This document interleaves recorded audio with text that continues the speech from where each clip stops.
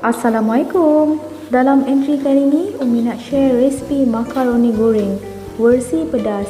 Memang sesuailah dengan selera orang Melayu kita. Boleh juga dijadikan menu utama di majlis hari lahir atau parti khas untuk anak-anak. Resipi yang cukup simple, memang memudahkan kerja-kerja ibu di dapur. Bahan-bahan yang diperlukan: 6 ulas bawang putih cincang halus, setengah biji bawang Holland cincang halus, 200 gram daging cincang, sedikit cili kisar, lebih kurang dalam 8 batang cili kering, rebus dan kisar, cube pati lembu dalam 1 ketul, 3 batang sosis, iris serong-serong, 1 bungkus makaroni dalam 400 gram, sos cili, sos tomato, sos tiram dan akhir sekali Italian herbs. Langkah pertama, rebus dahulu makaroni bagi agak lembut dan kenyal sedikit. Waktu merebus ni, rajin-rajin gaul bagi makaroni tu masak sekata. Tak perlu tunggu hingga nampak kembang sangat dia. Agak-agak dah 90% masak tu, dah boleh angkat dan toskan air rebusan. Untuk elakkan makaroni ni melekat antara satu sama lain, boleh letakkan sedikit minyak zaitun dan gaul sebati. Ketepikan dahulu. Panaskan minyak yang mencukupi, tumis bawang putih hingga naik bau dan garing sedikit.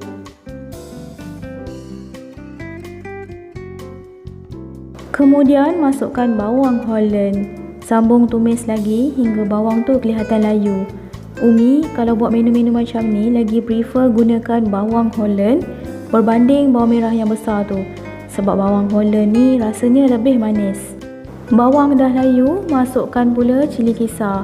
Sambung tumis lagi hingga cili kisar ni pecah minyak. Sekali-sekala tu gaul bagi cili kering tu masak sekata dan tak hangus di bahagian bawah. Lada pun dah nampak pecah minyak tu, boleh nampak ya minyak terbit di bahagian permukaan. Masukkan daging cincang dan 1 atau 2 cube pati daging. Gaul rata, bagi daging tu sebati dengan bahan tumis, bagi ia masak sekejap hingga dagingnya masak sepenuhnya dan cube pati lembu tu sebati bersama bahan tumis. Tujuan Umi letak cube pati lembu ni bagi rasa lebih sedap dan secukup rasa makaroni goreng ni. Sebab bahan yang kita gunakan pun daging cincang kan.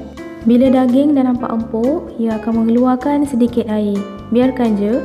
Masukkan 1 sudu besar sos cili, 1 sudu besar sos tomato, 1 sudu besar sos tiram dan campakkan sosis yang telah dipotong.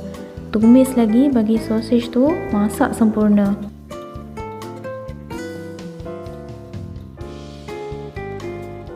Kalau nampak bahan rencah tu agak kering sedikit, boleh tambahkan air. Waktu ni dah boleh rasa ya. Andai ada apa-apa kekurangan boleh tambah.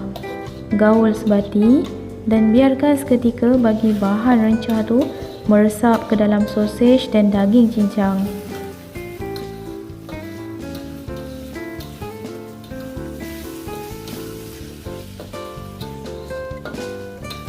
Tambah 1 sudu besar Italian herbs, gaul bagi sekata. Kalau tak ada Italian herbs ni, boleh gantikan dengan oregano dan parsley flakes. Okey, bahan rencah pun dah siap tu. Lada pun dah nampak pecah minyak. Bolehlah masukkan makaroni yang telah direbus awal-awal tadi. Gaul bagi bahan rencah betul-betul sebati bersama makaroni.